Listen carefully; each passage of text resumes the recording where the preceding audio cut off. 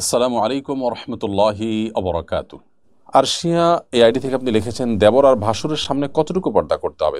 ওম্মে আরিয়ান এই আইডি থেকে আপনি লিখেছেন, আমাদের স্বামী স্ত্রীর মধ্যকার সম্পর্ক অনেক সুন্দর, তা সত্ত্বেও আমি অনেক সময় ছোট ছোট কারণে রাগ করে স্বামীকে বলে ফেলি আমাকে তালাক দিয়ে দিতে। এতে কি আমার গুনাহ হচ্ছে? আমাকে কোনো কাফারা দিতে হবে? হাফসা এই আইডি থেকে আপনি লিখেছেন, কেউ কোরআন ও রাসূলকে অপমান করলে মুসলমানদের রিয়াকশন কেমন হওয়া উচিত। মাইনুদ্দিন খান আপনি লিখেছেন, বিয়ের জন্য কত টাকা দেনমোহর নির্ধারণ করা ভালো, দেনমোহর নির্ধারণের মানদণ্ড কি।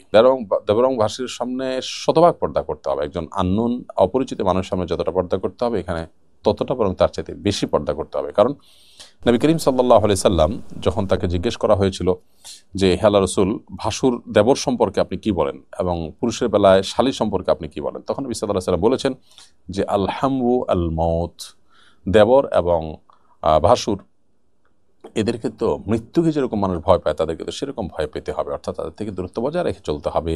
নিজেদের ফিতনায় পতিত হওয়ার যে ভয় আছে সেই জায়গা থেকে।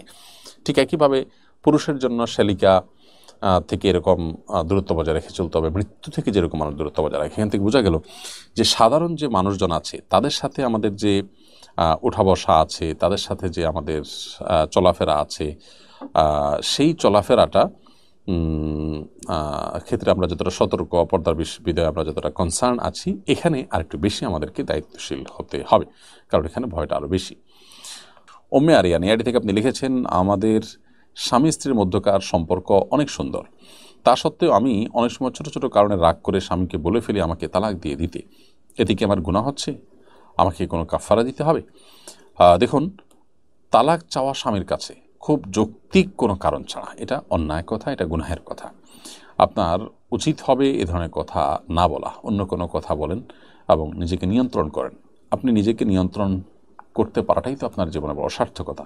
আল্লাহ সুবহানাহু ওয়া তাআলা তো সেটাই বলেছেন যে আম্মা মান খাফা মাকামা রাব্বিহি ওয়া নাহান নাফসা আনিল হাওয়া ফাইন্নাল জান্নাতা হিয়াল মাওয়া। যে ব্যক্তি আল্লাহর ভয়ে নিজের প্রবৃত্তির তাড়না এবং চাহিদাকে যে নিয়ন্ত্রণ করতে পারলো এবং আল্লাহর সামনে দাঁড়াতে হবে এই ভয় যে অন্তরে লালন করলো, ফাইনাল জান্নাতে হিয়াল মাওয়া, জান্নাতই হবে তার ঠিকানা। সো আপনি নিজেকে নিয়ন্ত্রণ করার চেষ্টা করবেন, সবর করার চেষ্টা করবেন, ধৈর্য ধারণ করার চেষ্টা করবেন, এটাই হবে আপনার সবচেয়ে বড় করণীয়।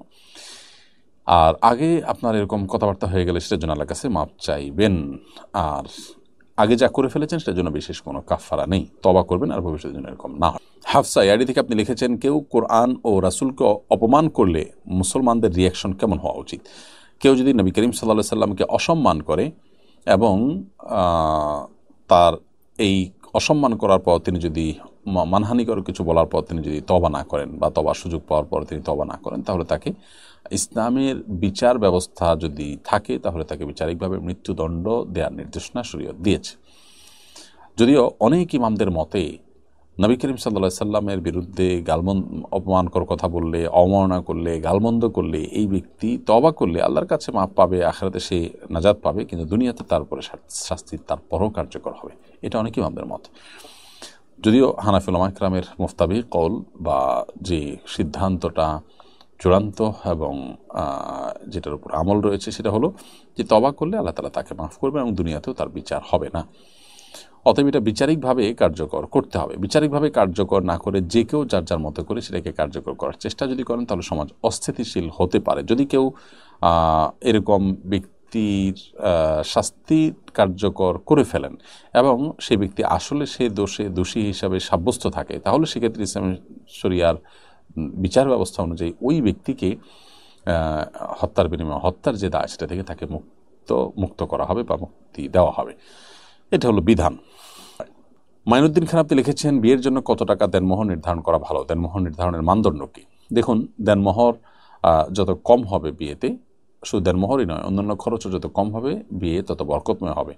কারণ হাদিসে নবী সাল্লাল্লাহু আলাইহি ওয়াসাল্লাম বলেছেন, ইন্না আযমান নিকাহি বারাকা আইসারুহা মাউনা, সবচেয়ে বরকতময় বিয়ে যার ভিতরে খরচ বা দেনমোহর যত কম হয়। এটা আসার রয়েছে, এ সম্পর্কে সাহাবায়ে কেরামের উক্তি রয়েছে। তো যাই হোক, এই জাতীয় বর্ণার আলোকে দেনমোহর কম নির্ধারণ করা ভালো। এক্ষেত্রে ছেলেপক্ষ মেয়েপক্ষ উভয়ের পারস্পরিক সন্তুষ্টির ভিত্তিতে যেটা চূড়ান্ত হবে সেটাই চূড়ান্ত। উত্তম হলো এক্ষেত্রে বাড়াবাড়ি না করা, ফিগারকে বড় করার চেষ্টা না করা, বিশেষ করে প্রদর্শনপ্রিয়তা থেকে বা লোক দেখানোর জন্য যে আমাদের সমাজে অনেক বড় ফিগার ধরা হয়ে থাকে, সেটা একেবারেই অনুচিত কাজ। শরীয়ত কোনো গুরুত্ব এই বড় ফিগারের নেই, বরং সাহাবীদের মধ্যে অনেকেরই উক্তি পাওয়া যায়, অনেক সিনিয়র সাহাবীর উক্তি পাওয়া যায় যে মহর বেশি ধার্য করার ভিতরে যদি কল্যাণ থাকতো তাহলে মুহাম্মদ সাল্লাল্লাহু আলাইহি সাল্লামের মেয়েদের বিয়ের মহর অনেক বেশি হতো।